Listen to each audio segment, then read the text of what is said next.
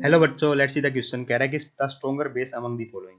तो बेस क्या काम करते हैं बेटा? इलेक्ट्रॉन डोनेशन का काम करते हैं और उसको अच्छा बेस माना जाता है बेटा जिसके पास जितनी ज्यादा इलेक्ट्रॉन डोनेटिंग कैपेसिटी होगी, जिसके पास लोन पे इजीली अवेलेबल है बेटा, कहीं डीलोकलाइजेशन वगैरह में बिजी नहीं है। तो ये चेक करते हैं। तो यहाँ पे बेटा नाइट्रोजन के पास कौन से इलेक्ट्रॉन होंगे? ये होंगे। तो ये इलेक्ट्रॉन बेटा देखिए, ये इलेक्ट्रॉन्स क्या बेटा, मेरे लोकलाइज्ड है, मतलब इलेक्ट्रॉन डोनेट तो आराम से कर सकता है, मतलब अच्छा खासा बेस है बेटा ये।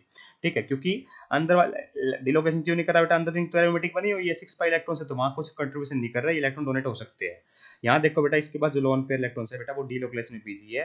तो 1 और 2 में कंपेयर करोगे तो बेटा 1 ज्यादा बेस अच्छा बेस होगा 2 के कंपेरिजन में, क्योंकि इसके तो डीलोकलाइजेशन में बीजी है, तो इलेक्ट्रॉन डोनेट करना पसंद ही नहीं करेगा। और ये रिस्पॉन्सिबल भी है बेटा फॉर इस रिंग की एरोमेटिसिटी के लिए, है ना।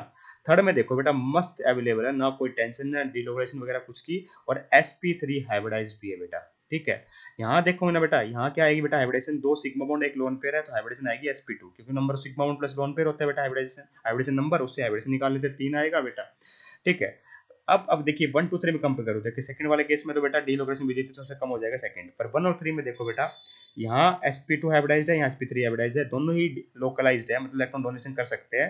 पर sp2 हाइब्रिडाइज्ड का मतलब होता है बेटा s करेक्टर ज्यादा होना, और s ऑर्बिटल न्यूक्लियस के पास होता है, तो वो जल्दी इलेक्ट्रॉन डोनेट नहीं कर पाते। इस कारण से बेटा 1 और 3 में ज्यादा अच्छा बेस होगा 3 वाला, फिर 1 आएगा, फिर 2 आएगा। अब फोर्थ आ जाओ बेटा, फोर्थ वाले में बेटा ये रेजोनेंस में बीजी है इस तरीके से। तो इस कारण से कहने का मतलब क्या हो बेटा, फोर्थ वाला भी 3 से कम वीकर बेस होगा मेरा। ठीक है, पर आप कंपेयर करोगे फोर्थ को 1 से, तो फोर्थ वाला 1 से भी वीकर होगा बेटा। क्यों? क्योंकि उसमें बेटा इलेक्ट्रॉन लोकलाइज थे, इसमें डीलोकलाइज्ड है बेटा। ठीक है, अगर फोर्थ वाले कंपेयर करो 2 से, तो बेटा 2 वाला ज्यादा वीकर होगा। क्यों? क्योंकि 4 वाला बेटर होगा 2 से, क्योंकि 2 वाले में तो बेटा मेरे डीलोकलाइजेशन में अंदर की तरफ रिंग के लिए रिस्पॉन्सिबल थे।